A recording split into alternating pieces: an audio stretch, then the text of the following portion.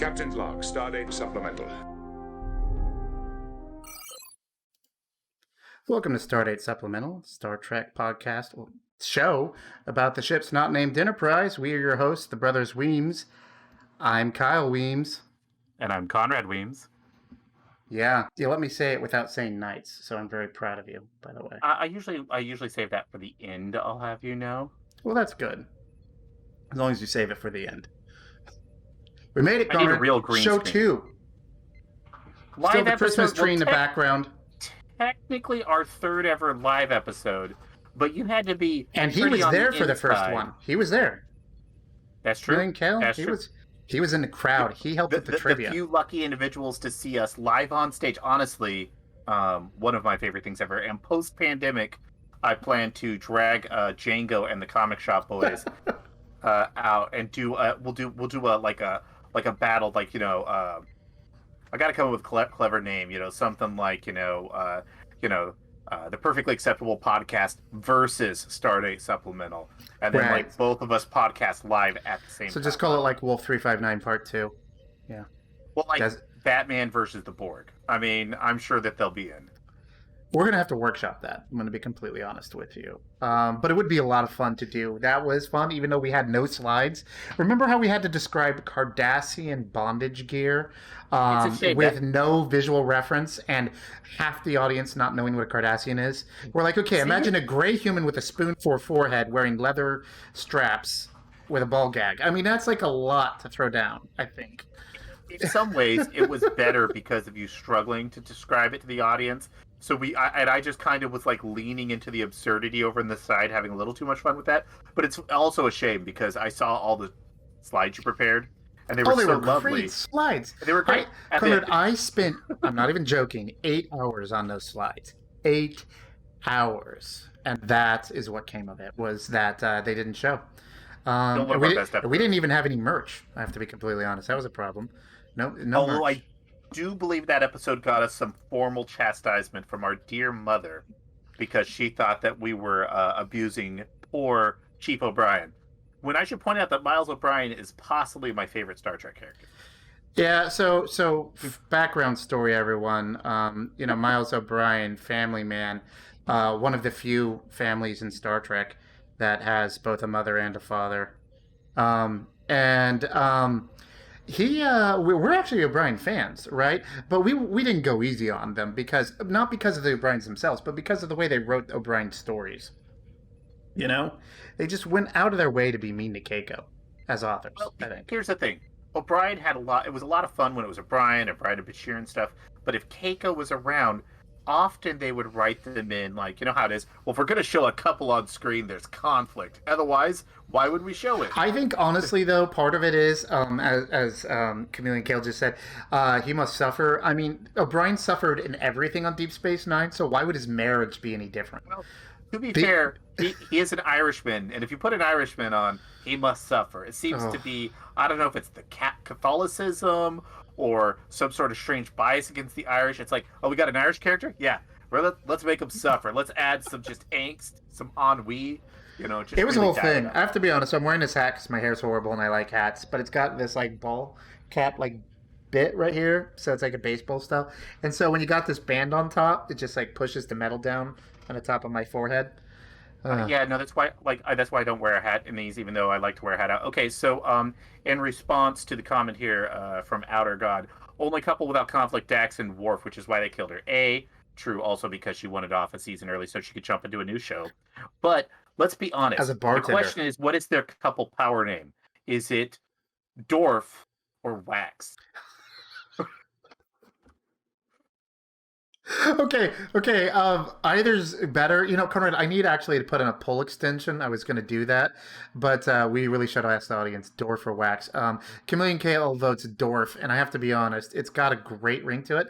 And yeah, they were the only couple without problems. And so, of course, well, that and whenever Worf gets, in the bed with a woman, she's bound to die. It's like, I don't know if they ever actually, did it. I mean, they flirted around a lot. We've seen, Deanna is the Riker from the other perspective on the ship. So if she spent, 3 months, 4 months dating Worf, oh, come on. Come on. You're you're Stuff you're happened. you're saying there was definitely some Ponfar action. Is what you're saying?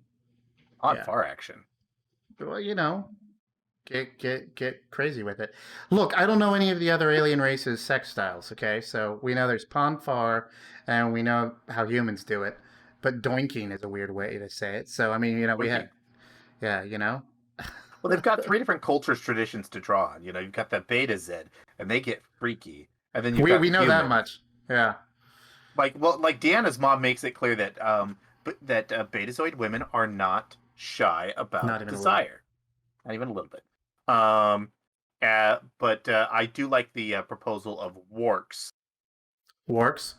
Okay, I like That's warks. pretty good. I like Warks is pretty warks. good. Oh Um, man, that's pretty for those nice. of you listening to the podcast, what you may not realize is that we're now streaming live Saturdays at 9 o'clock. Well, 9 p.m. Pacific time. And our lovely audience, if you're live, you could chat to us in the stream chat, and then you'll hear us make annoying and funny comments, hopefully, about that. You're Incidentally, missing out that on that might be why the experience. sound quality dips, because at the moment we're stripping from the video feed the audio. We're Eventually, fine we'll tuning. record that independently. We're fine tuning the process. And right now, we're streaming at Twitch. So, anyone hearing it for the first time is twitch.tv/Stardate Supplemental. We're probably going to add YouTube Live. Conrad, they require a minimum of 24 hours to set up a live stream, which is not like to start a But stream, but but to you have have to live. tell them ahead. You have to tell them 24 hours ahead of time you want live stream capability, which is weird, but anyway. So we won't be live for them today. Otherwise, I would have broadcast that out. Oh, interesting. But we'll dual Well, stream when that what's happens. interesting about I'm willing to bet there's just some Hypercube. back end stuff they do that, or some vetting to make sure you're not like a spam account that's trying to sell death. Death. Conrad, I can't get over your beaker. Everyone on sound, Conrad's holding like a beaker with a handle. It's clearly meant for a science lab or designed to look like it's meant for a science lab. And the thing is, I'm not even joking, Conrad. I was watching the episode yesterday, actually, that we did Hero Worship, and Picard is talking to Data and Troy, and he's holding an almost identical, albeit T-sized version of that.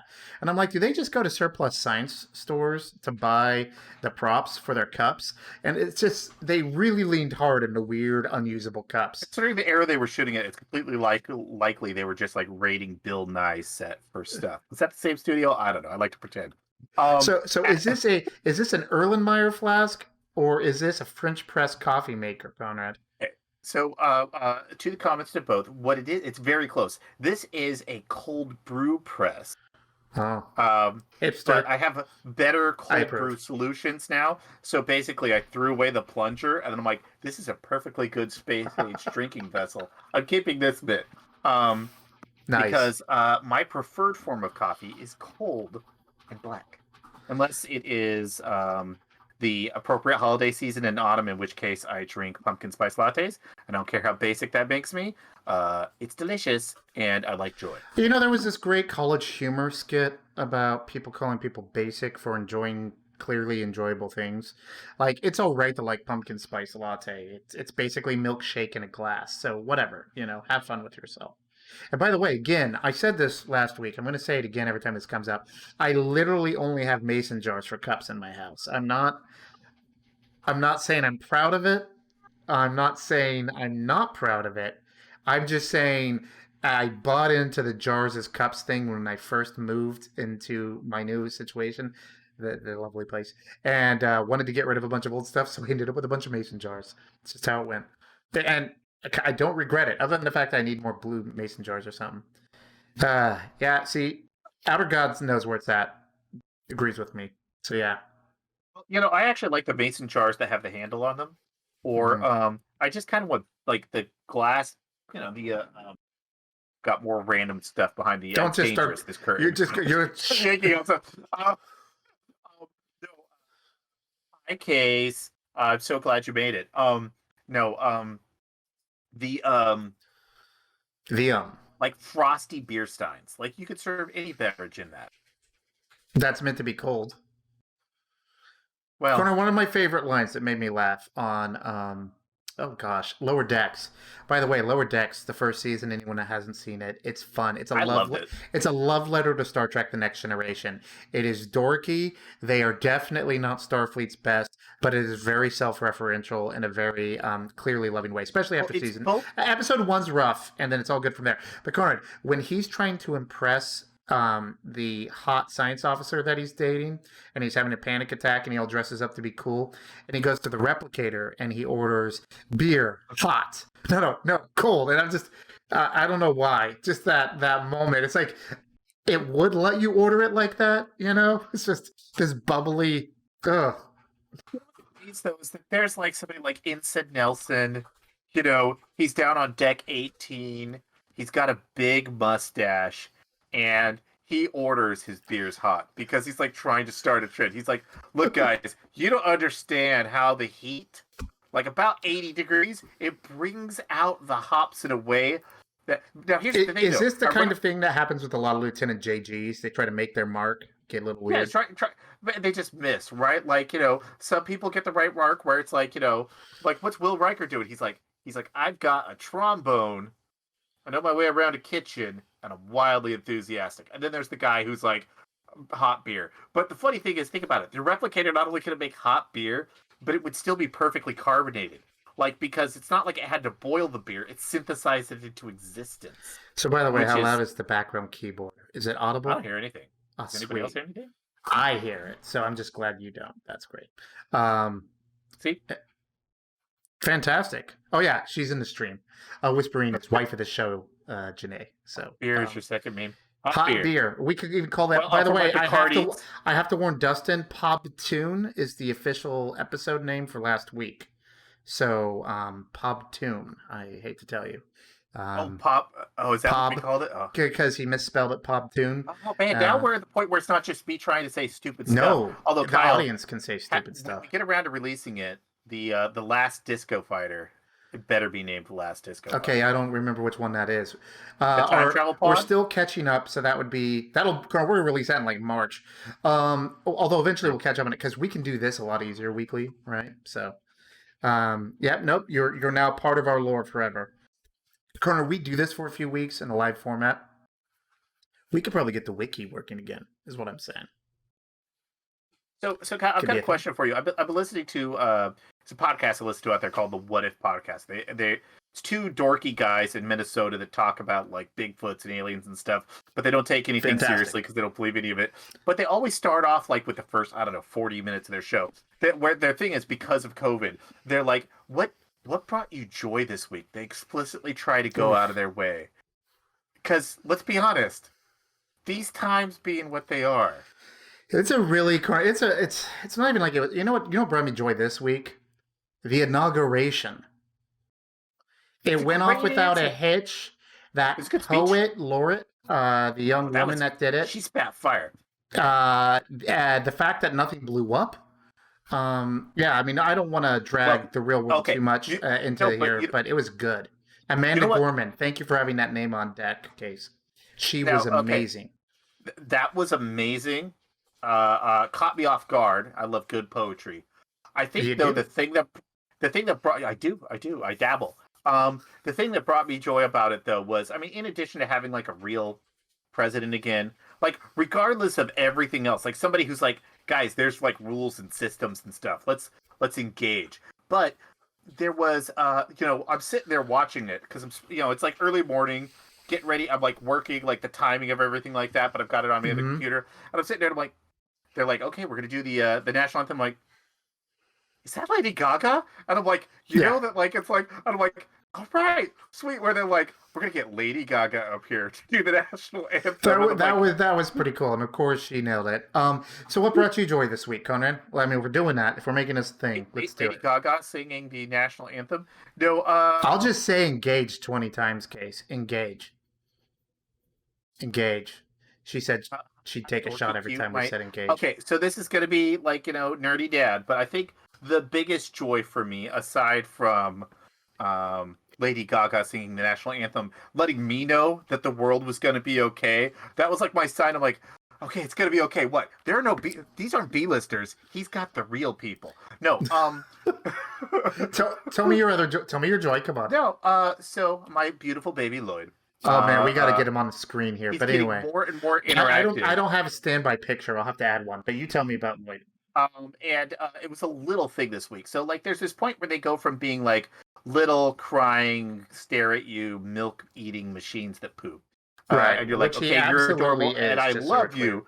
But then they start to kind of like express himself, and he's starting to babble and stuff. But he was doing this thing where he was playing this game with his mom, where she was blowing on his stomach and going like making Zerberch, the whole and making fart noises on his tummy, and then he'd giggle, and then he'd be sitting there for a second, and then he'd push his stomach out in order to like be like, no, do it again, and then she'd do it again, and then he'd giggle, and he'd push his stomach ridiculous. out. So watching him play a game and laugh and like purposely be like, no, do it again, that just made me laugh because it was so cute, and because I'm a dad, and dads laugh at that stuff. You're allowed to, incidentally, because you are a dad. It was and so yeah, cute. I'm going to He put him up on the screen here. So yeah, this is Lloyd in his hat. I'm going to be a stupid uncle for a moment. He is so cute in his hat. Conrad, especially because you did the picture of you in that hat. But yeah, I mean, obviously I'm not going to be able to keep up if we do this joy thing because I'm not a father. So that's a great picture. It's not even his best, although because he's got his little fisherman's knit sweater and the hat. He's a better dresser than I am. So he's a better dresser than his uncle. That is 100% for sure. You didn't have to agree so quickly. But yeah, Conrad, that's he's super, and those cheeks are very benchable. Anyway, I thought that was worth mentioning. Everyone who's listening, just imagine a very cute, chubby boy with a oversized flat cap, like British grandpas and golfers and newsboys wear, and you would have the idea right. So, and incidentally, I'll just, Conrad, just to show everyone, I'll turn off your video. And this is Conrad in the same hat, by the way, which, Janae just said that those cheeks are so pinchy, he could be Chief O'Brien, which he does. Now that I think about it, the Chief does have pinchy cheeks. Cheeks. By the way, Conrad, that photo, not this week, but last week, was my joy. I laughed. I'm not even joking. I laughed for 5 to 10 minutes, almost without cease, after you sent me that photo because it was just so ridiculous. It was fantastic. But fantastic as things are, do we want to talk about an episode of Star Trek today? Is it ready time to discuss the ship? We good? Theoretically, people are here to hear us talk about ships not named Enterprise. Not named Enterprise and not the baby. Okay, fine. Then I guess we'll do it. Oh, you know what? I forgot to have a transition image for it, but I still have a bump. So don't talk loud and I'll pretend this is all synchronized. Commander, there's a vessel approaching on an intercept course. Sorry, every now and then my mouse goes over your face because of the way I'm doing it. Real professional here. All right, everybody. So as far as bumps go, that one's not as lively as some of the others. Well, no, but it's it's short and sweet and to the point. It's no hey Will. I mean, nothing's hey Will, but I'm not even allowed to use that one officially. Hey Will. Well, that one on podcast format comes through really harsh in the old earballs. Conrad, not anymore. I have the sound down. It turns out it was actually peaked at 0 decibels, like 80% of the time. I cranked it way down for converting over this. Hey, everybody, we're talking to you today about Star Trek Next Generation Season 5, Episode 11, Hero Worship. And we are talking about the SS Nico, which is a Oberth-class starship that appears in that. Conrad, I want to just come out of the gate before we even talk about the episode and say this is probably the coolest screenshots we've ever gotten because they destroyed the model for this ship when they made it. Like the normally they'll say it's a damaged ship and they like put some grease and some burn marks and peeled the hole a bit because they got it. They're expensive models. I don't know what they did this time, but like they just cut the thing practically in half and it looks fantastic. Their So exposed lighting and burned. It makes me wonder if it's a prop that they used for Wolf 359 that was recycled. But I don't remember, like, what was the one we talked about in Wolf 359? Another ill-fated Oberth. that's the bone cell, and the bone the cell bone was cell on was screen for a quarter second. So I don't think they blew it up at the Here's actual the thing, model. though. That would have been I'm a proud mistake. of us for our episode on the bone cell. That was great. Incidentally, Conrad, there is a piece of trivia. Everyone out there, what does the bone cell have as its link, its Kevin Bacon link, if you will, to the Nico, other than the fact that they're both Oberth classes and starships? Okay, look, Conrad, you're not allowed to answer. I hate to be the one to tell you this, but in this podcast, it's not the 6 degrees of Kevin Bacon, it's the 6 degrees of Kevin Kurland. Get it right. Kevin Kurland, Chief Science Officer of the USS Hood, which all our diehards, of course, know about. We'll get to that. Or Producer Kevin. Producer Kevin, Editor whose Kevin? actual last name is not Kurland, but we call him Kevmo mostly for short. Anyway, so Conrad, hero worship. All right. Yeah. Do we want to briefly discuss the episode? Because I have an accordion set. I'm having so much fun with this soundboard, by the way, that I put in. So I'm just going to do it. Just because now you're going to. All right. Are we doing it? Yeah. Okay, everyone. So we do an accordion track while I discuss what's going on here. It'll sync up on the live thing at some point. All right. So hero worship, Conrad. This is a back-to-back episode after a kid episode. Last week and last episode in the Next Generation count, Worf discovers he's a bad dad, and we get Alexander. For some reason, they have zero irony as writers when they say, let's do another dad script, except for this time it's Data playing temporary foster dad to a kid. It's horrible, okay? So, the Nico's obviously not doing good. It's badly damaged in a place called, like, a dark cluster, okay? And, they send over a rescue crew when they find the ship. Now, we could talk in a bit about how much effort they put into this ship, which is a lot from a production standpoint. But you get Riker, you get Geordi, you get Data, and they're over there to see what's going on. And they don't think there's any survivors because it's in really bad shape. I just really put this picture in here, incidentally, because the three of them looking at the camera looks like they're trying to do an album cover. Everyone in the audio land, they're all staring at the camera, but Riker's got this weirded out face that completely ruins it for Geordi and Data. Okay. Here's the thing, Kyle. With a slight tweak to this, it's Riker and the Boys. That's the name of the band. Riker and the Boys. But Riker, again, he's not quite selling it. The other two are in. I'm just saying. Anyway, so they're there to download Data. Yeah. But here's the problem, Conrad. They don't just download Data. They find this guy, unfortunately for the episode and for the rest of us. This is Timothy. Timothy is the sole survivor of the ship. He's a 10-year-old boy. He has a bowl cut. And he's wearing the ugliest clothes ever because it's Star Trek. And Star Trek doesn't know how to dress kids. It's horrible. Data saves Timmy because Data's super strong, so he can lift heavy objects. All right, Timmy, let me save you. And Timmy gets a complex. All right? He gets such a complex that we need to bring in Troy. And actually, this is a good Troy episode because Troy actually gets to be a therapist. She gets to use psychology. It's not Troy has a premonition or Troy eats a chocolate sundae. It's Troy actually gets to talk like a psychologist. And she helps... Wait. Troy's an actual psychologist? She's not just an empath that eats sundaes and throws quips about feelings? Turns out. Anyway, so the boy imprints on Data. He imprints on Data so hard that he pretends that he's an android because his parents are dead. Did I mention everyone else on the Nico died? He's the only survivor, and because Data rescued him and he learns that androids don't have feelings, he's like, I'm an android. And a 10-year-old doing that's pretty intense, right? And they're like, okay, we got to handle this kid carefully. He's in a very bad situation. Incidentally, this entire episode, he is... Boobs are more important than uniforms. My wife said that, so, okay. But by the way, yes, I do agree with Chameleon Kale about the whole weird thing about Troy not wearing a Starfleet uniform in the bridge. That's messed up. Just saying it now. Anyway, Data basically plays along with Timmy because Troy tells him to.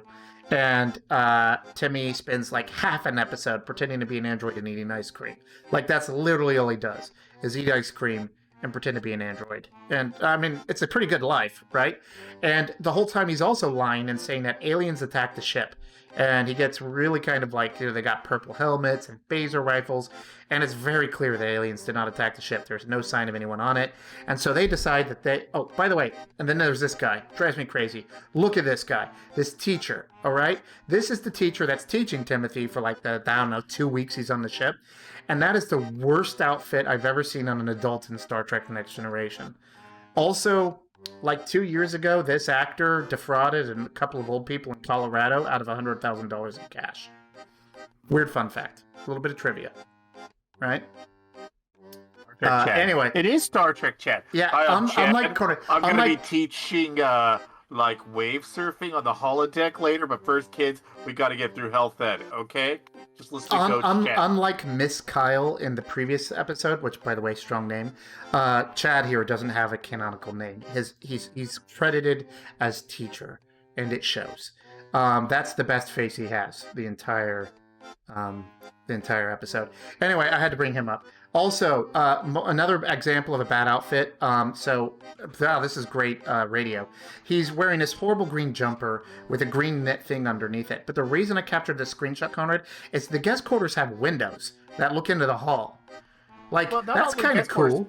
Well, some of the officers have them. Your space condos sometimes have cool little windows. Although it's weird to think of blinds. Like, are they little twisties, or does the computer do right, it? And it's kind of like if you're relaxing off duty, you're like, I don't know, reading holo novels.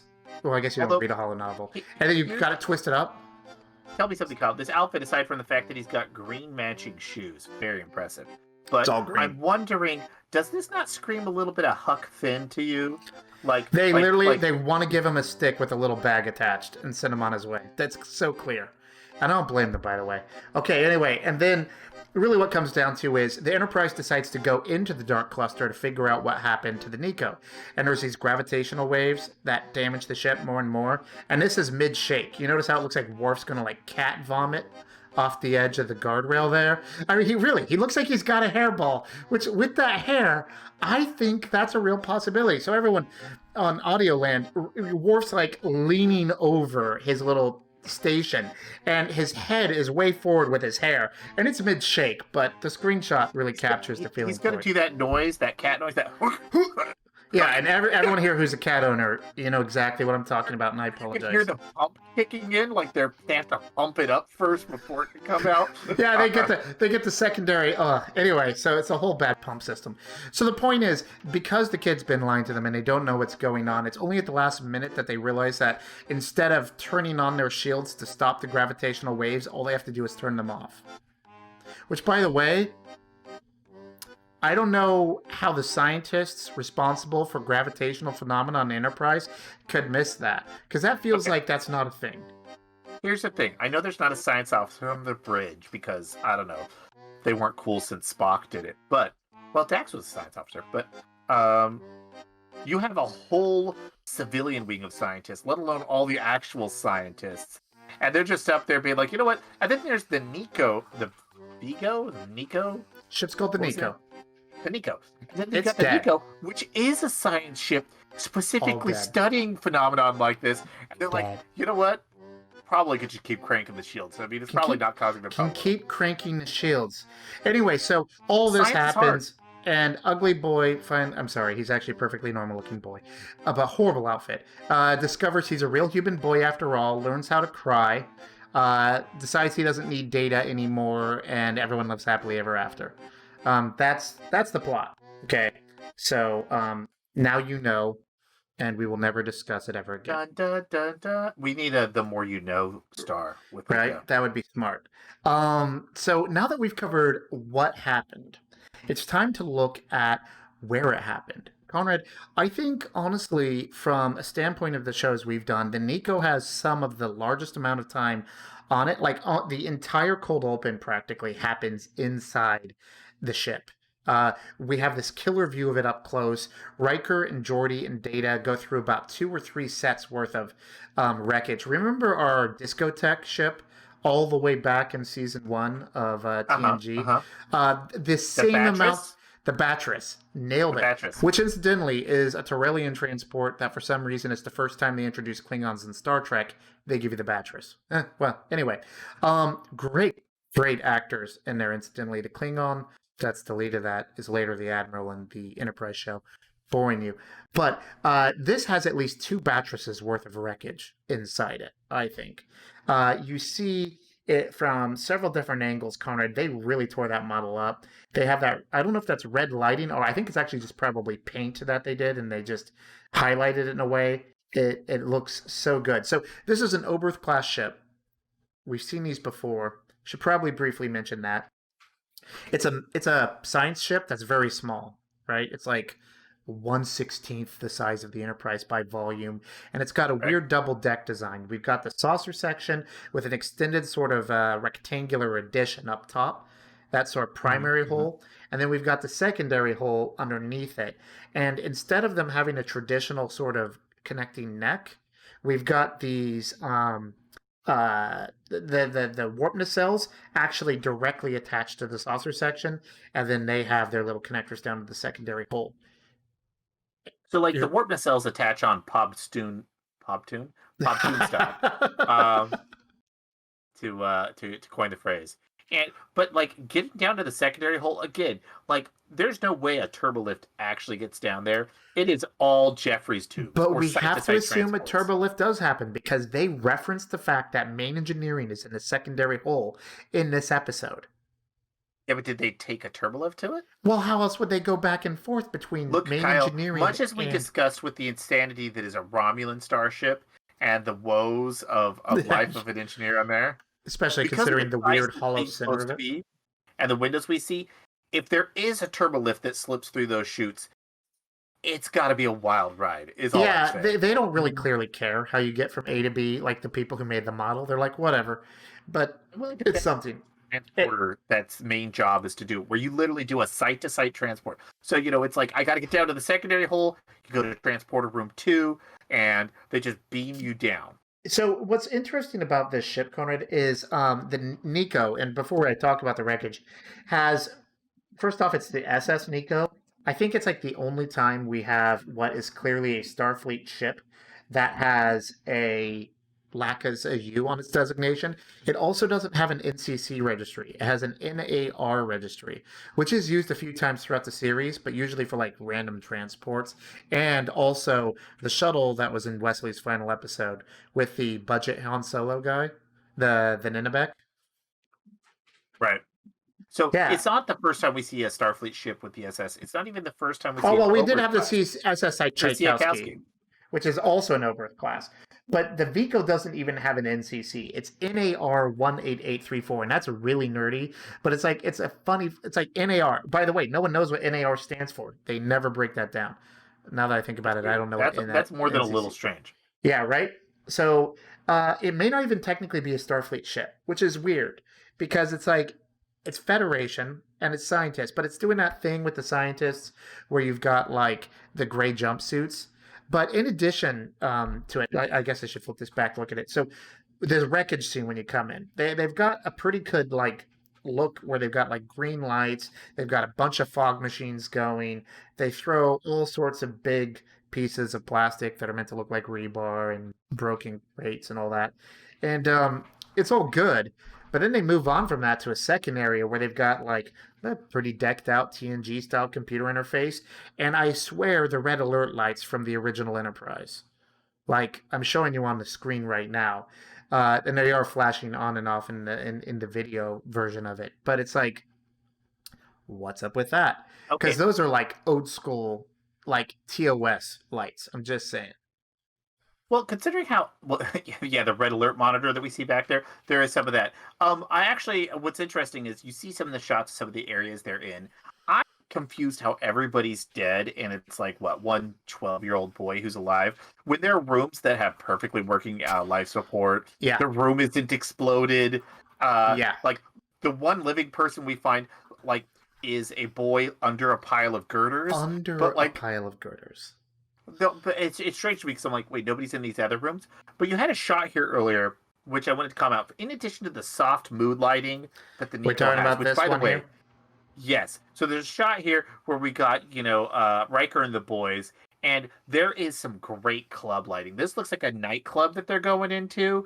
I mean, we've got some upshot greens from the floor onto some of the beams here. It's kind of a soft, almost blacklight lighting going on. Like it looks like that they basically just got past the bouncers into the club, and now they're doing the scoping out to see where they're like, guys, well, we gotta hit the bar first. Is it the dance floor? Hey, where are the girls at? Like, this is what's happened. They just What does entered it the say? nightclub. What does it say about us as Gen Xers when every time we see a wrecked vessel from the inside, like the Batris or the Nico, we think this looks like it could be a nightclub?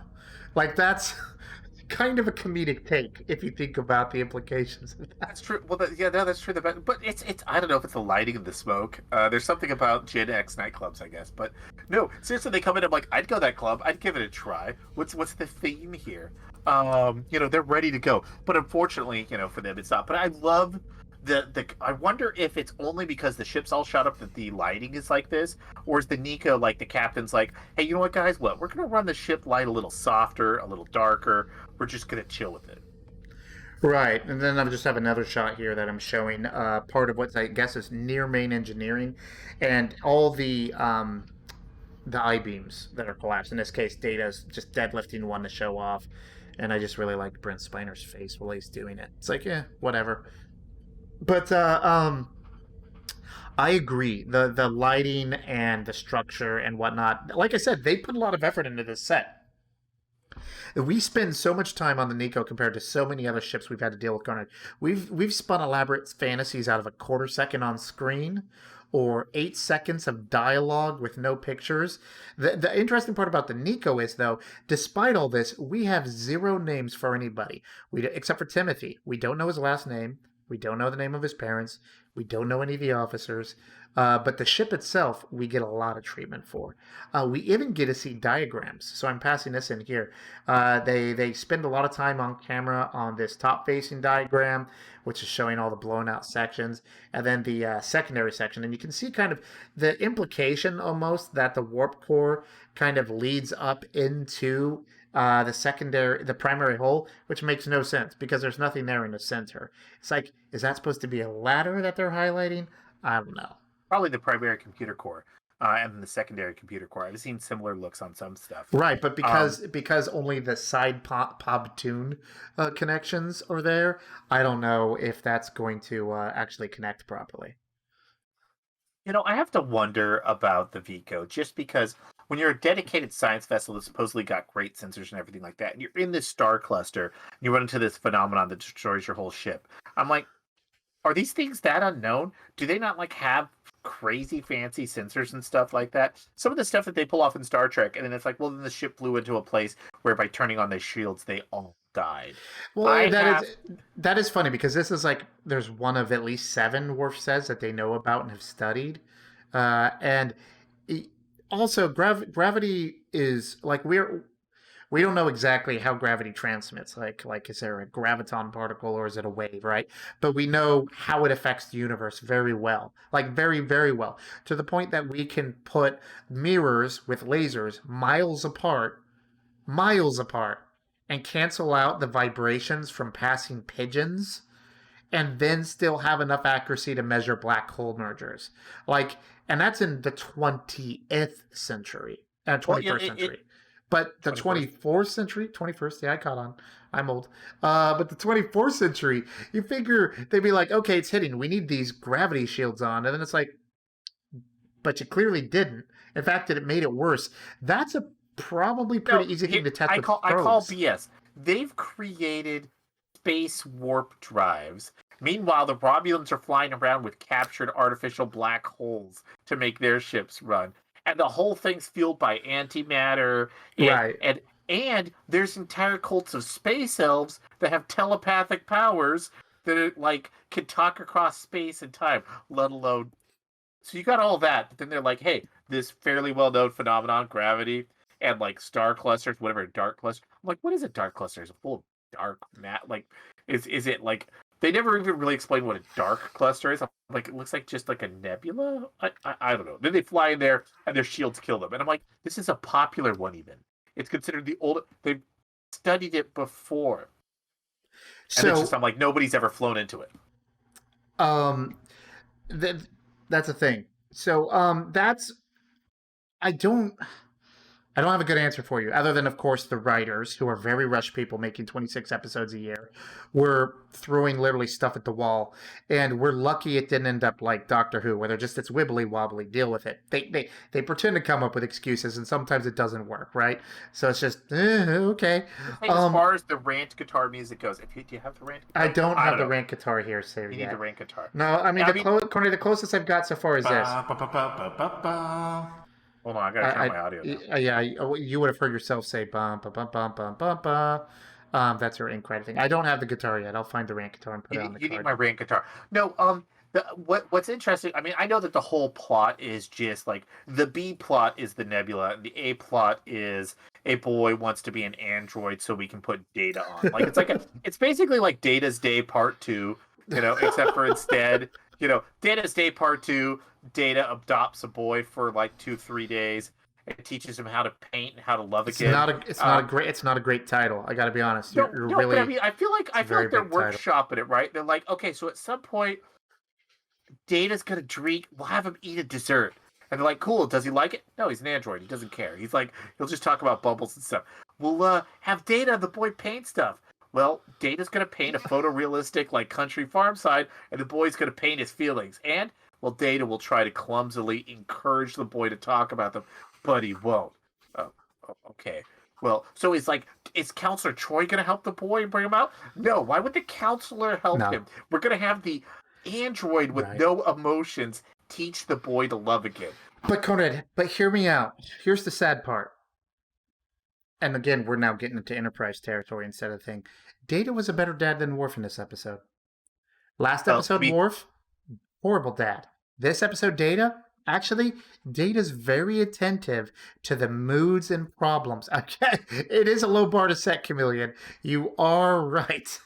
But to be honest, Data's not even a good. I mean, Worf's not even a good boyfriend. He's definitely a bad dad. Like, he's got relationship troubles. It takes literally someone with 8 lifetimes of experience to finally settle Worf down a bit. Him and Dax are really cute, but every time that there's an argument, you're like, I mostly agree with Dax. Worf is totally in the wrong. You're not wrong. All that said, Carter. So you date Worf because you want to date a Worf, is what Kay says. Legit. It's a fair statement. No, Conrad, we could go on forever about Worf and Data, and I agree with you, by the way, about the plot points. But let's bring it back to the ship. We're close to wrapped up. This is the fate, like virtually every Oberth-class we discuss here as the tiny science ships of Starfleet. Honestly, you get an assignment on this, it's a death notice. It's just not to be had. But every now and then there's an officer who appears who then goes on to survive, as long as it only occurs in their backstory in the beta canon. So with that said, it's quiz time. One quiz question. I'm sorry, we don't have a hot quiz here. This is a special segment of what we call Conrad versus everybody else.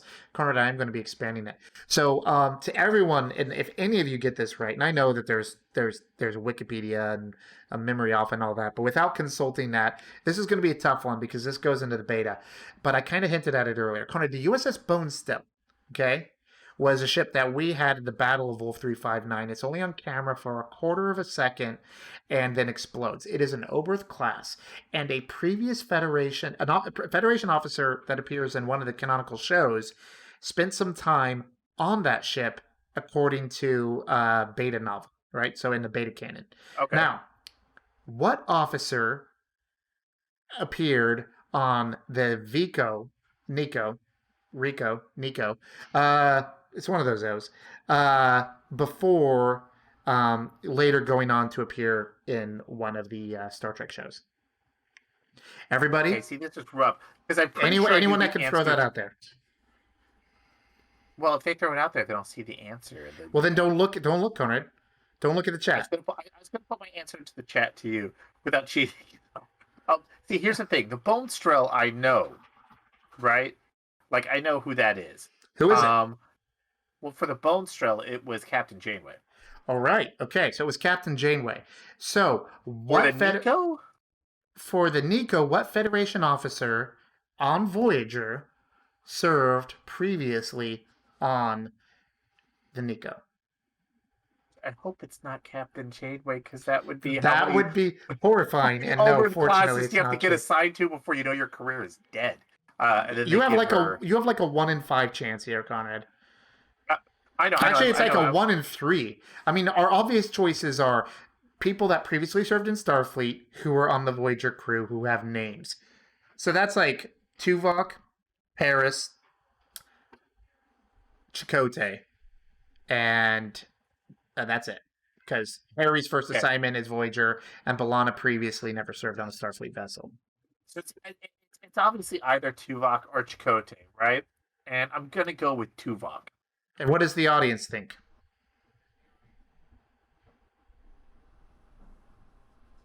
No clue. Couldn't be Paris since he was in prison, is what Dustin's saying, which is pretty fair. So, Case thinks it's who? Tuvok? Okay. Well, then the audience thinks it's Tuvok, and Connor thinks it's Tuvok. So, for the second ever Cobra versus everyone else, it is a tie. You're both wrong. The answer is it was Chakotay. Okay. So I think the disappointing thing about it being Chakotay is, man, they don't do a very good job with Chakotay's using Chakotay as a character. They don't do a good job with Chakotay. I love the idea of the character, but they really disappoint you with it. Like the little snippets of what makes Chakotay good, and you're like, but then they like never follow through with it. Like, but Chakotay's backstory doesn't feel like the kind of guy that served on an Oberth-class. Right, like, and this was apparently apparently like he's kind of a badass. He was in the Maquis. And honestly, and the timeline's even weird because according to the novelization, it happened in like 10 years prior to this, which like that's a while ago. Now that said, some aspects of Chakotay, he's got a little bit of that archaeologist, that like kind of scientist vibe, Right. Despite the fact that he's not a scientist. It's just weird that he would have served on an Oberth-class, considering the character's primary focuses. Like, I would have expected him to be on like an Excelsior or an actual warship. Well, I mean, they play him up as a scientist every now and then, but most of the time it's like they don't know what to do with him, so they're like, he's a warrior, but we never see him fight because he's actually very peaceful. Take space drugs and talk to a butterfly from the past, and then meet the people that taught his native ancestors. Well, we also know how to he do a likes the thing box, because apparently. Space natives. I like just some of the episodes they do where they're like, guys, you just mishandle it so bad sometimes with him. Right. Okay. All right. Interesting. So he served on the Nico. That's a weird flex. Yeah, I didn't say it was good trivia. That's all I had. With that said, sometimes these ships that we see for 12 seconds on camera, they write 4 novels about. It's worth remembering that back when we had Riker in the Klingon exchange program, the second officer of that ship that he like throws the head through a computer console is in like 3 novels as the main character. Here's the thing. Don't get me wrong, though. I love it when the extra canonical novels are like, so this Klingon guy, yeah, we're going all in. All in. But when it's like the Nico, I'm like, no, Klang? No, sure. literally, Connor, the Nico actually only appears in a brief sub-story in a compilation book. So it's basically Chakotay telling starving Starfleet officers to have hope. And for some reason, his story about the Nico was what he had. I wouldn't recommend it. I haven't read it. Did I mention we should start a Star Trek book club? Not because they're good, but because it'd be funny. All right. With that said, shall we take a look at this episode? We're going to try to do this. I still haven't finished the format yet, Connor, but we're going to try to evolve the format of what would DeSoto do to make it even better for live TV. But do we want to take a look and see how the USS Hood, a significantly worse starship, would handle this crisis? Absolutely. All right. Sir, we're being hailed on a secured channel by Captain DeSoto. On screen. Sorry to sneak up on you like that, Jean-Luc. Robert! We send you Galaxy-class boys out here to the far reaches. Not today. No, not today. Starfleet's got new orders.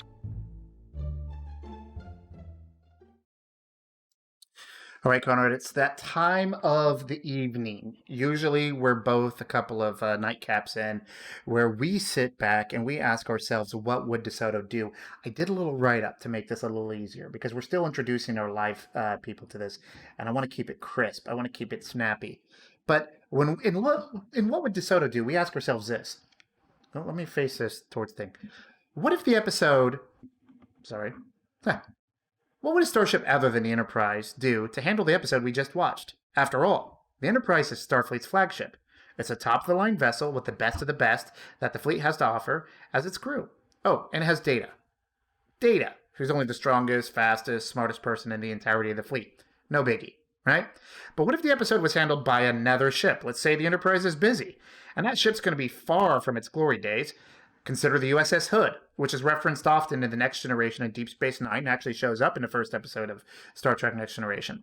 The Hood is a 50 years old Excelsior-class starship, as you can see up here, which is like what we call an ambassador bus on the show, because it's almost always taking an ambassador or an admiral from one world to the other.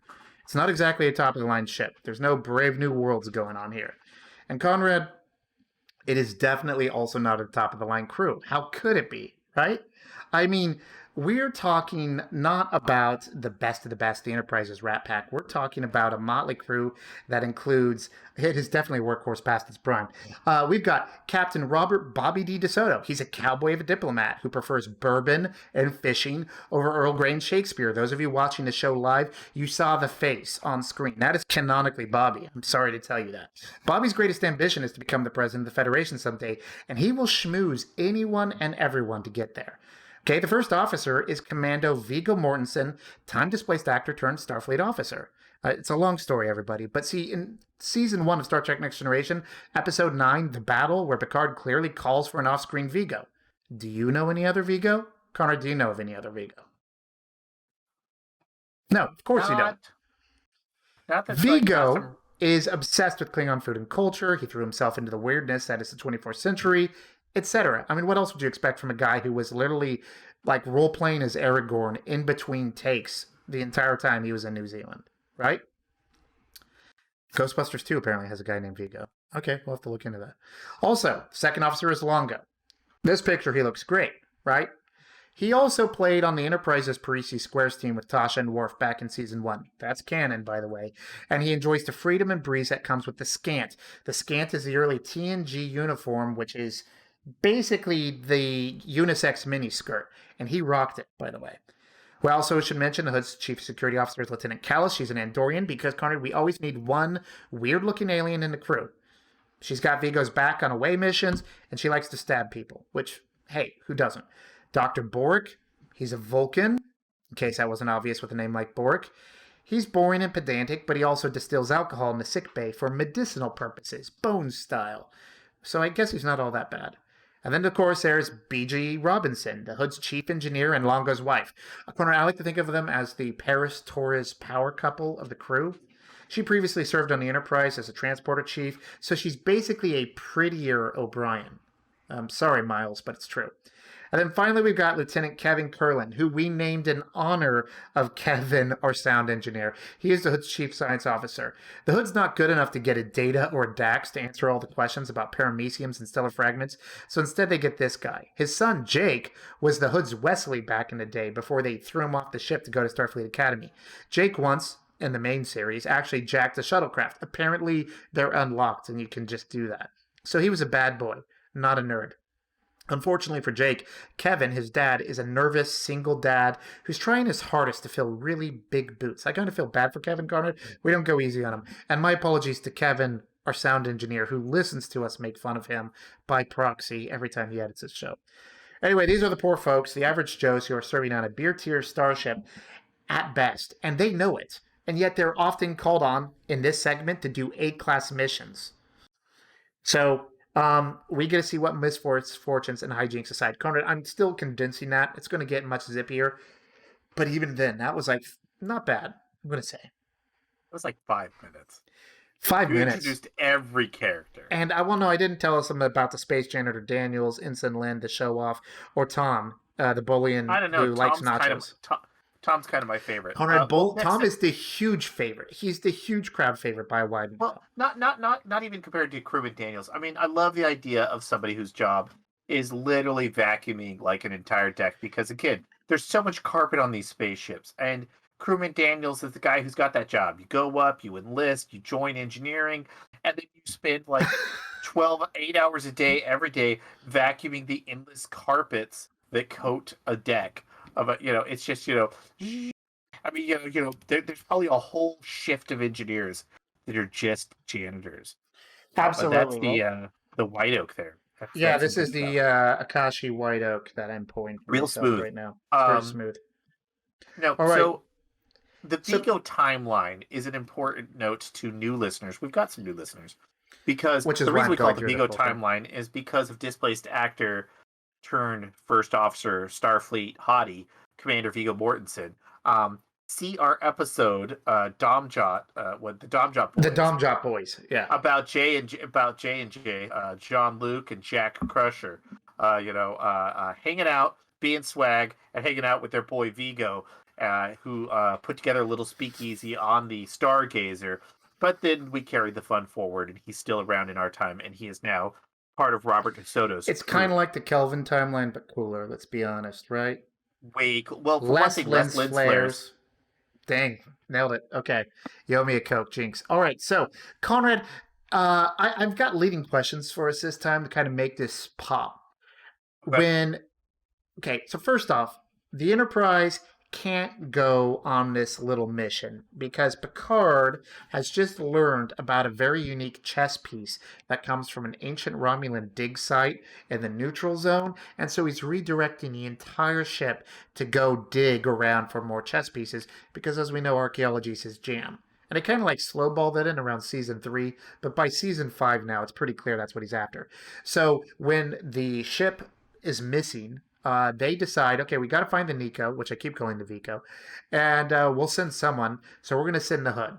Okay, it's a rundown ship past its prime, but it can do its job. And so they go out to find it. It's not too hard. It's floating there in space. For a change, finding the ship's the easy part. Who goes over, though? Because instead of the dream team of Riker, Geordi, and Data, which, by the way, La Riker, as we call them, Riker and Geordi as a team, never mind Geordi and Data as the original power couple. Who goes over? I mean, Vigo, I guess, as the commander. Well, so the default dream team on the Hood is Vigo, Longo, and Callus. That's like the dream team. That's the go-to. That's his short list. He's like, okay, I'm going to go. I'm taking Callus. I haven't decided if Vigo's got a thing for Callus, but we know that they're tight. They're like, they're good buds. And then Longo, like, Vigo trusts Longo. He's a wild man. He plays by his own rules. He wears a scant, but very brave, clearly. So, but that means we're not sending an engineer down to recover the data logs from the broken ship. Here's the thing. Sending your first officer and your chief engineer and your second officer is irresponsible at best, and the Hood is not a brand new ship like the Enterprise. You can't just be beaming off your chief engineer every 5 seconds. It's very hard to go replace explore stuff. And let's be honest, half the reason they sent Geordi sometimes, they're like, well, let's send Geordi. Why? He's got a visor gizmo thingy that's better than our tricorders. Like, they're just times where I'm like, if Geordi and Data are going, you shouldn't send Riker. No. Okay? Bobby's got some priorities. His dream team doesn't include Robinson. So they're going to transfer Data without an engineer. What's that? They're going to transfer the data without an engineer. The ship data. Because That's the reason why you take your second officer. Like, okay, well, like Longo's operations. Operations works with computers. Oh, all right. I'll allow it. So they beam down. That's fine. They go through the discotheque wreckage. Probably Kellis does a little bit of a shoulder bump and says, I'll bet you this place has great acoustics. Vigo's like, we don't have time for that. And then here's the trouble that we have to ask Conan. When they find Timothy, they click flashlight, they've got the briefcase doing the laser beam transfer. Who has dad potential in this group or parent potential? Because Data can one-arm deadlift that beam off the kid. None of the 3 of these people have that capacity. First off, you said the name Timothy, which makes me flashback to Jimothy, another one of our old episodes. He's in Yoctagon, yeah. Yoctagon. Jimothy's great. They don't even have Jimothy with them. Here's the thing. Jimothy looked like a football player. He could have helped. In the absence of Data or Jimothy, here's the one who's going to pull it. Vigo's going to be like, I can do this. Vigo's a dad himself. There's a kid here. It hits the old heartstrings. But you know what? Longo's not going to let him do it. Longo's like, look, man, can't do this. You're the XO. I'm the Parisi Squares player. While Vigo's fit, Longo's a professional athlete. He played on the Enterprise Parisi Squares. Yeah, but he can't, deadlift an I-beam that weighs, several hundred pounds. No, he's got his scant. It's like a kilt. He just channels that inner Scotsman. Are you saying he's going to, or he's going to, oh gosh darn it, what do they call it? Where they throw trees. Saber toss. Yeah. Okay. Yeah, no, Why not? It's either that or Callus talks them into an incredibly risky phaser move where she's like, "Look, man, if I put this phaser on max power, I could cut through the beam and we could yank the boy out." They're like, "Or you could fry the beam." Okay, so what happens is Longo, in a moment of pure adrenaline and scant lifting action, manages to. Okay, so I guess you can revoke my Scott card for forgetting what's called. Manages to burst 3 or 4 of the discs in his back while lifting the thing like a quarter of an inch. He doesn't pull a Data. See, here's the difference. Data doesn't show up. Data with one hand puts it above his head. And he's like, "I can hold this here all day. I don't care. Like, whatever." Like, Longo instead, he gets down for the, like, he does that squat thing, and he's like, gets his back all nice and straight to protect it, and he lifts the legs, and he just, because he only needs a few inches. You only need a few inches. The boy's not crushed. Just a few. Levers it up. Yeah, but I'm just saying, he probably does some back damage. Like, he gets the kid out, but he's going to have to see the doctor after this, Conrad. It's a lot of weight behind that beam. I mean, he is going to be spending some time in sick bay with Dr. Borg. But you know what? His wife's going to love him that much more because of his heroism. You know, so it's going onto his permanent record. Like, it'll be in his file. Like, Longo's like, "I could do this." So Longo pulls the miracle move. They get the kid out. They beam back. They have the data. The kid gets looked at by Boric, and he says, "There's aliens with purple helmets that killed all my parents and all my their friends." And meanwhile, Boric's also fixing Longo's spine. Okay, it's all right. It's the 24th century. They can do that for you. When it comes time for the kid to have a traumatic episode, I assume he still attaches to Longo, but we don't have Troy on this ship. There is no counselor to help him guide this shattered boy's consciousness into a place where he can feel safe again. Who pinch hits that role in our little passion play? I know there's a couple ways this can go. The obvious route is that Dr. Borg, as a fully trained medical professional and a Vulcan, therefore very useful for therapy. Yes. Well, if you'll remember the Doctor from Voyager, he would have to act sometimes. Like, doctors, like, to a degree, some psychological counseling is part of the job. And also, Borg's like, what, 85? But because 85 looks 25 because Vulcans. Because he's a Vulcan, right? But the other option is we could 3 men and a baby this, and instead it's 2 men, an Andorian, and a baby, and instead we see, because like Vico we often portray as kind of this cavalier badass who eats Klingon food and has obsessions with knives. But he's a dad. He's got a deep heart. He kind of understands, like, you portraying yourself as somebody else, right? And then on top of that, Longo was a role model for kids before. He's been Uncle Longo to former acting ensign Jake Kurland, and then also Callus knows about Otter, but she also knows about death, and she knows about... Should it be Callus, though? Or should it be like Robinson? I mean, after all, Robinson's with Longo, so the kids staying at their quarters together. That would actually kind of make sense, because honestly, instead of being like, let's have the kid hang out for the next week with an android bachelor, why don't we have the kid hang out with, like, I don't know, an actual family to, like, maybe the kid ate nonstop ice cream sundaes the entire time he was traumatized. So, first off, I have an ice cream sandwich in the back of the room. Secondly, Data clearly wasn't looking at his nutritional interests. So, okay, so Conrad, so they do it. They like, there's a chart in Bobby's office where they're like, okay, so, all right, when it comes time for someone to be, like, all tough and endearing, Vigo, you're on that. Okay, Longo, you're going to look at his, like, athletic needs, and he's really bonding with you, so he'll walk around with you at work. Robinson, teach him how to strip a tricorder on the field in 5 minutes, and then, like, tie, like, knots together and all that. Kyle, so here's how that works. Okay, you need tough, cavalier, straight talk, Vigo, right? You need the badass uncle who knows a little bit of fun and whimsy to distract him. That's Longo. You need somebody who's going to get into the more intricacies of things, but also give them some heart-to-heart. That's B.G. Robinson. She's like, we're here to field strip a tricorder. But really what we're here is to talk about life. Because tricorder helps reveal things, right? It helps dig into the inner nature of stuff. And So maybe you can tell me about your she's a little mother bit and of how a you feel about it. philosopher. Right? So meanwhile, while all this is happening, Conrad the Hood's like, okay, we need to find out what happened. If they really were attacked by another ship, it'll be somewhere in the nebula. Well, not the nebula, the dark cluster. Nebula. And if Dark it's cluster. and if it's not, then we need to find out what really happened. Okay, so we're gonna modify our shields. Uh-huh. We're gonna go in. So that's To happening. find the fictional attack ship.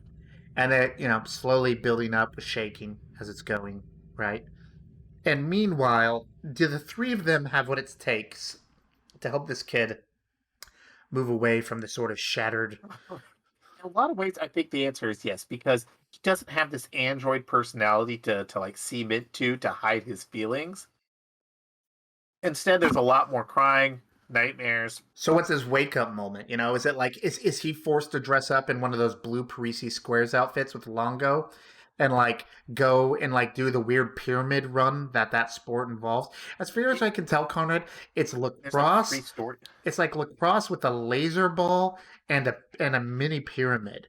Like that's an Something intense like sounding that. sport. All I know is Breezy Squares is dangerous enough that children can and do die from You it. know what I think happens? So Longo keeps pushing him on us. And yes, actually, canonically, the Doctor's fake hologram son died on Voyager to I think Parisi it was Squares. his fake Because hologram daughter. Taurus But is a horrible, horrible person by programming that into his family life, by the way. Horrible person. So what never happens, ship with no Conrad, is counselors. this is one of those moments where they're very strong and helpful to the point where the kid finally just kind of has a natural moment to himself. I think what happens is every day after he's had a great time with Robinson, like in engineering, doing engineering stuff, because his mother was a chief engineer, right? So he's bonding with her.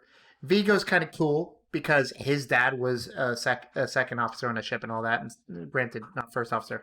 But Longo keeps bringing him after hangout time to go play Parisi Squares and keeps pushing him to do more and more in there. And the kid, like, finally breaks his leg trying to do the flip kit that Longo's obsessed with, and he's just lying there, and he hates sports. He doesn't want anything to do with this. And finally he's like, I'm just going to tell you the truth.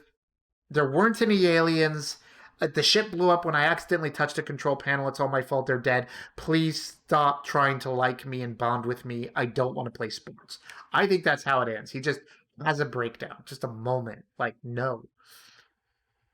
You think that it just gets pushed too hard, ships riding through the storm, Bobby's sitting there. Well, Bobby's making fishing metaphors the whole time. We got to turn our bow into the waves. So on the wrist. Reminds me of a time off the coast of Alaska. The usual fare from Bobby. Right. Spilled drinks. But, and then they finally get through to the story. Longo calls up from the holodeck, and of course, Timothy broke his leg because they were playing Parisi Squares during all of this turbulence. Right, exactly. On the holodeck. So of course he fell. And then they call it up, they run the numbers, and then Kevin's like, oh no, we can't do it. We gotta turn off the shields. Shields off. And I think ultimately the ending of the episode is very much the same. And then they're like, oh, except for I think the fine. hood is far worse damaged because Data did all the calculations quickly in his head, right? Perland has to use like a slide rule and the computer because he's not an android. So the ship's just like smoking from one warp nacelle. I think it's one got warp a chunk nacelle's taken got, out of the saucer section. Yeah, it's there's not like some good. smoke pouring off of it. There's some fires. It's an older ship. It definitely Longo almost loses it on the kid. He's like, really? You were lying the whole time and it took a broken leg? Sports are supposed to make you a good person. And yeah. And I think that's the whole time and you didn't even actually do anything? Yeah. Yeah. And that's it. And the kid goes on to be scarred and hate sports forever. Never goes back to space, lives on Earth. And I think ultimately, Conrad, that's how that goes. Ba, ba, ba, ba, ba, ba. And then credits. I wonder if the holodeck has automatic stabilization like it never wobbles in there, is what Kevmo asks. By the way, and then Chameleon follows up and says, I'd still watch it. Actually, you would hope the holodeck would have a stabilizer in it because there's just enough weird stuff going on in there. And let's be honest, there's some weird stuff happening in the holodeck. And a sudden shake would be fatal for people. And it's already like generating a fake mountain to ski on and stuff. You know? No, there's some good questions there about that. Or is it like would need some- VR? Or is it like VR helmet vomit everywhere? Well, it would you need some know? extra stabilizers because, like, I bet like people use it for beach and pool settings all the time. And just imagine if the water, like, you'd need extra stabilization to protect you against that. Because otherwise, the ship doing anything, the waves in the water would always be weird and off because of that. So that's a good point. Um, Yeah. So that's a fair question. So Connor, that was that episode that we just watched, um, Hero Worship. And I am wondering, having seen that, where you put this on our rating list. I feel like the episode wasn't as bad as the last one. In fact, I'd say it's comfortably better. But I hate it when they focus really strongly on child actors in these shows. These are guest stars who often have very little acting experience in the camera. It's just sort of a really weird flex. But the quality of the guest ship was high. Troy had great standout moments, and honestly, Brent Spiner did an amazing job with Data as well, being sensitive but in like a unemotional way. You know? well, okay, so you could have a data-focused episode like Data's Day or this one, and they're usually pretty good. Brent Spiner's performance, the character of Data, very well carries it. Like you said, we actually got to see Deanna Troy Beatty's more than just like a potted plant sitting off to one side. So it was Yeah. cool. On the other hand, they had an opportunity for her to be a little more directly involved, and they didn't use that. But they wanted to write about Data, and compared to Alexander, the actor for Timothy is way better. Alexander is so wooden and Conrad, just poorly Conrad, done. little wooden boy. Remember the tick? Remember how he briefly had the substitute piece of wood as a sidekick? Alexander could have been that piece of wood. By the way, Chameleon Kale says, if you want to pity a Starship employee, pity the guy who cleans up the holodecks after some of the more exotic scenes, like on the ceiling. Really? Incidentally, they cover that in Lower Decks when I was gonna say watch Lower Decks. one of the main Oh my gosh. characters does get holodeck cleanup duty, and it is a riot for all the obvious The reasons. filter. No, They really aren't afraid to really lean into the I- conclusions of Star Trek in that show. I think next to the Pegasus, and I don't think we've even gotten to the Pegasus yet. No, it's coming, but not yet. This is one of the better explored Oberth-class, so that was actually really cool. And the ship was actually it was used as a set piece and a part of the episode, so I liked that. Although I've had a lot of fun with some of our tiny blip ships, like Well, Conrad, we made the Bone Still sing. It's worth remembering, Well, and it was there's the one a that- quarter second. what is it, Roga Dinar? Oh yeah, Roga Like, Dinar and the little shuttle the pod he was on briefly. little shuttle Yeah. pod. The police shuttle. Yeah, that was a great. one. That looked like something out of Battlestar Galactica. That was fun. But as far as episodes go, it's an all right episode. Conrad, It's I'm not gonna the- give this. 3 Horgons out of 5. I think. Like, it's not. It's on the high end of average. I think is what I'm gonna say. I feel like, like the 3 out of episode. 5 is firm middle of the road path, but I think that's where this belongs. I think 3 out of 5. Okay, you're Horgons. right. That is exactly average. I'm sorry. I apologize. Anyway, Sorry, I'm a data analyst. yeah, right. I'm a programmer. but- You wouldn't know it. But that's it. I can That's do it. math. I feel like it's firmly middle of the road. But it was lovely because not only did they find a way to like the lighting and what they did with some of the sets was fun, as I said, and also they didn't feel like they were just recycling sets, even though they clearly had to be using parts from other. Oh stuff. yeah, they clearly like stripped parts of the Enterprise back sets and like just they threw it in a discotheque and they called it good. So that was this episode, Conrad. The next episode we're doing, we actually skip a couple.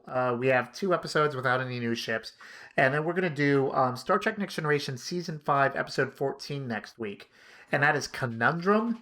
It is one of the best episodes of the season. It's the one where they're all brainwashed by a enemy probe thing, and there is a imposter among them, and they spend half the episode confused as to even what their job is on the ship.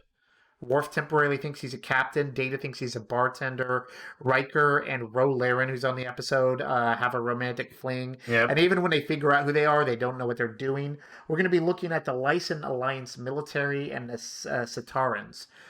These are 2 also ran empires that could never stand a chance in the reality that is the Federation and the Romulans and all the other neighbors kind of ruining their day.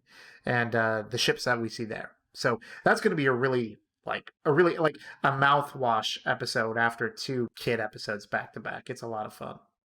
That sounds fun. I remember that episode. That's a good one. It's fun. Yeah, so that was fantastic. So with that said, gotta cue it when I find it. There it is. Everybody, thank you for showing up. You've been watching Stardate Supplemental, Star Trek Nights. show. Oh, you're on track there. Nights, yes. Star Trek Supplemental Nights. A Star Trek show about the ships not named Enterprise. We are your hosts, the Brothers Weems, as we said on the onset. I'm Kyle Weems. I'm Conrad Weems. And for those of you that are joining us on Twitch, or those of you listening later on audio or watching us on YouTube, we want to let you know that we have a website. It's www.stardatesupplemental.com. That is www.stardatesupplemental.com. By the way, I wanted to say that Chameleon said we are the Super Weems brothers in the stream, and that feels pretty darn good. Thank you. If you go there, you can get a link to all of our episodes, as well as a link to our Discord, where we have the members of what we call the Excelsior Captains mailing list, our fans congregate and in theory talk. Yeah, so remember that website's there if you want to kind of link to everything that we've done before. We're also on Twitter. We love hearing from people. The audience talking to us has been fantastic today. And for anyone listening or any of you watching later or anyone who liked it, please consider following us on Twitter and sharing your experiences or your Star Trek thoughts or jokes with us there. The show is Stardate Sup. That's Stardate SUP. Conrad is Cobra Weems. That's COBRAWEE. M is an S. I'm sorry I have to say this because this will go into pod too. I know you can see it on the screen. And I'm CS Squirrel. That's CSSQUIRREL. We love hearing from people. It's a lot of fun. We have a Discord, as I mentioned. It's discord.gg/KPGKZWS. That's horrible. So just go to our website, and there's a link, and you can click from it there if you want to join that. Pulse off the tongue. Yeah, I thought that was pretty obvious. Yeah, we're going to continue to stream every Saturday at 9 p.m. unless Conrad's dad duties change. On Twitch, and soon we'll also be simultaneously streaming on YouTube for those of you that prefer that. Our live shows will also go up on YouTube with a little bit of editing, and later it'll also go out onto the podcast. So yeah, that's, I believe, all the important details. I want to remind you, we're on Spotify, we're on Apple Podcasts, and pretty much anywhere fine podcasts can be consumed. If you need an RSS feed, you can get it from our website, plug it into your app of choice, and we're there. With our dulcet tones, our strong opinions about Romulans and Klingons, and lately, me saying how cute Lloyd is. Because I'm sorry, he's an adorable nephew. I need to give you some new pictures to put up next time. Yeah, you got to, because that one's a couple of weeks old. It's kind of stale, man. I know there's more out there. He's devilishly cute. Why is what named that? Is what? Oh, she's talking about the channel Discord / It's a random alphanumeric code they give you when you do it. I'll probably make a masked URL in the future that auto redirects, but that's just when you click give me a link, that's the one they gave us. So if you're actually able to change those on purpose, I didn't know that, in which case I'm an idiot and I'll update it. With that said, everyone, thanks for watching tonight. You've all been amazing, and yeah, make sure to have a great night, great weekend. Stay safe out there. Enjoy 2021 the best you can. Take out, etc. I'm gonna have curry for the next 3 days straight, Conrad. I'm not gonna lie, it's gonna be a lot of curry. So yeah. All right. With that said, have a great week. Have fun. Bye.